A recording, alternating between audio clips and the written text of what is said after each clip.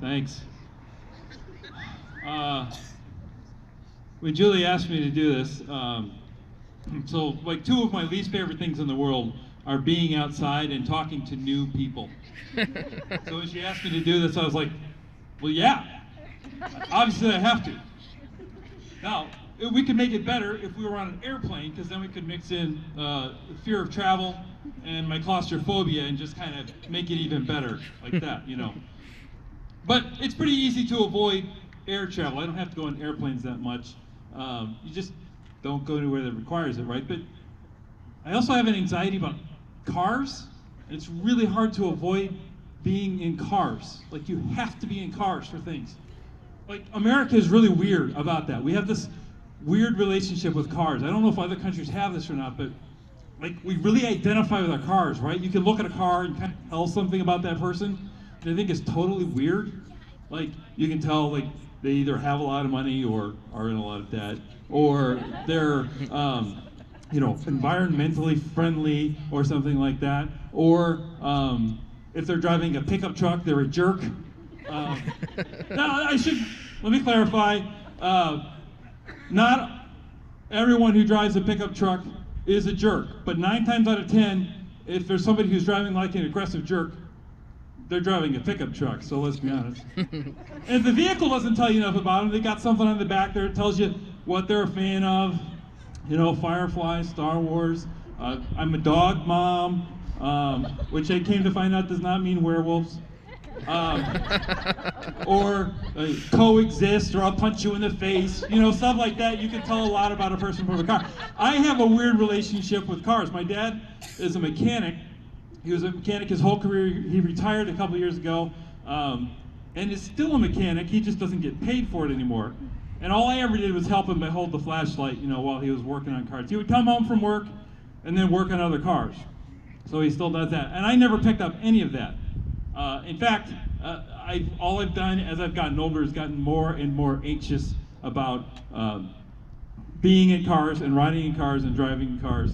And honestly, if you can drive a 2-ton murder machine with 30,000 intricate parts that could fail at any minute for any reason, and you're not a little bit anxious about it, I think maybe you're the problem and not me.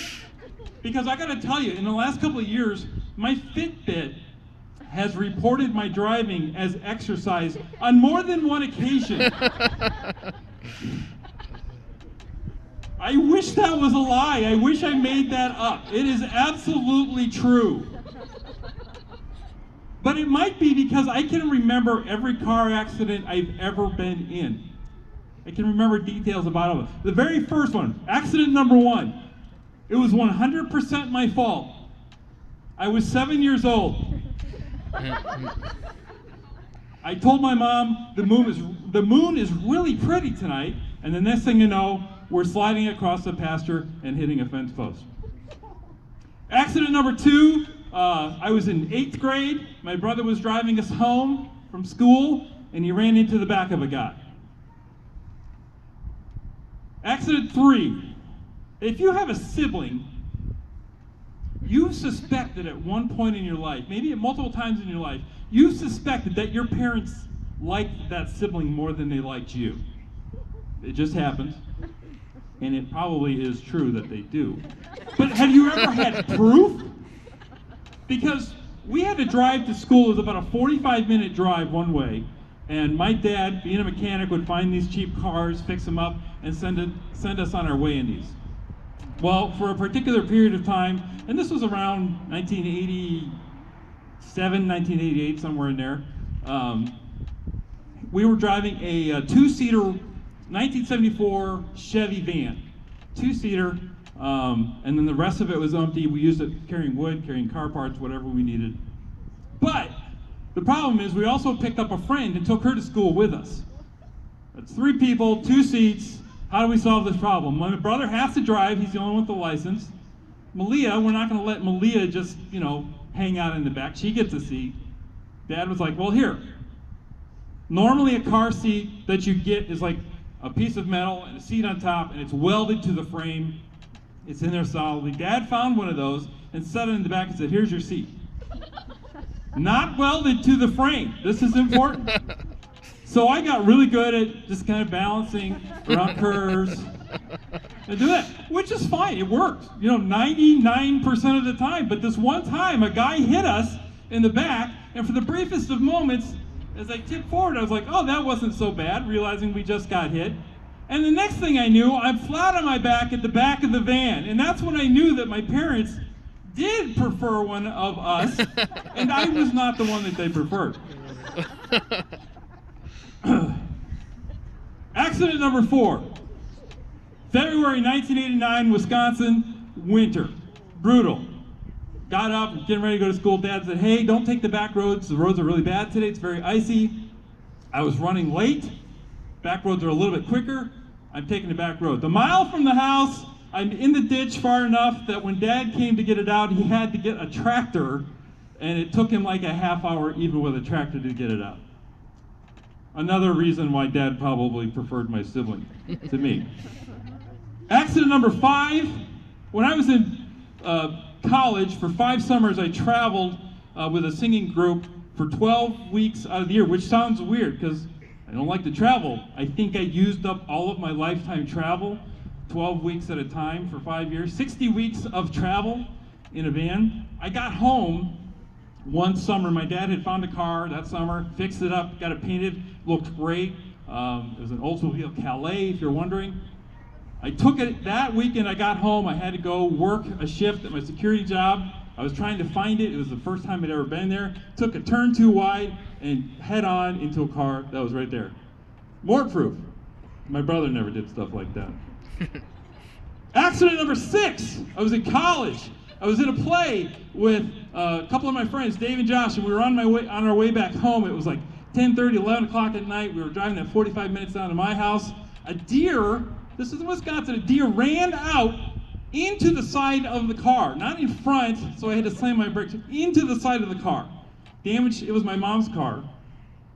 And ran in, limped off, went on his way. I had one of my friends drive the rest of the way home. Accident number 7 was in Chicago on Thanksgiving weekend in rush hour. And I'm going to blame that one on Chicago. Accident number 8. I was going through, my brother was with me. I was taking him to the airport in Madison, Wisconsin. There was a line of cars turning left. I was going straight. And right as I got up, the light was green. As I got up there, a guy turned left right in front of me. There was no way to stop, hit him. I swear this is true. He gets out of his car, he comes over, he talks to me, he says, well, I couldn't see anybody coming, so I thought it was safe. I couldn't see past the line of cars. Madison, Wisconsin. Accident number 9. I was on tour, one of these things on tour. People hit us. We were in the van, they rear-ended us. Accident number 10, my most recent one, this just happened a couple of years ago. Also my most serious one. Happened right here in town, a couple miles down on Elston Road here. And I was turning left onto 4th Street, and I had green light, and I went, and a guy in a van, vans feature heavily in my life story here. Whoa, not even a car up here. Ran a red light, smacked into the driver's side of my car, and I mean, it's brutal. It was rough. I ended up over here, I don't know, through the intersection over there. Some people came to help me.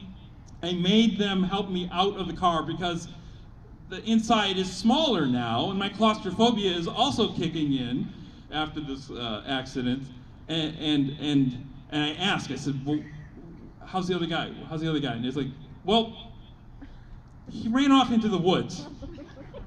Legitimate, he did. He got out of his van, ran off into the woods. Cops couldn't even find him with a drone later on. They couldn't get him.